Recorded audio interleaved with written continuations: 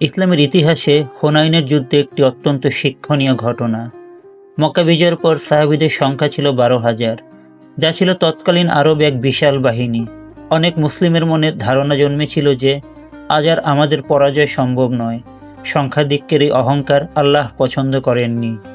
Hawazin ও সাকিব গোত্র হুনাইন উপত্যকার গিরিপথগুলোতে উৎপেতে ছিল।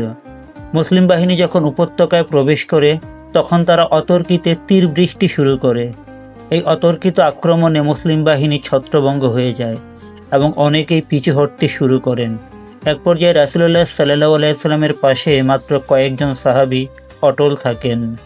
সেই চরম সংকটের সময় রাসূলুল্লাহ সাল্লাল্লাহু আলাইহি ওয়াসাল্লাম খচ্চরের উপর অটল থেকে দরাজ গলায় ঘোষণা করেন, আমি আল্লাহর নবী, এতে কোনো মিথ্যা নেই। আমি আব্দুল মুত্তালিবের বংশধর। রাসূলুল্লাহ সাল্লাল্লাহু আলাইহি ওয়াসাল্লামের সাহসিকতা এবং হযরত আব্বাস রাদিয়াল্লাহু আনহুর বজ্রকণ্ঠের আহ্বানে সাহাবীগণ আবারও ফিরে আসেন এবং বীর বিক্রমে যুদ্ধ শুরু করেন।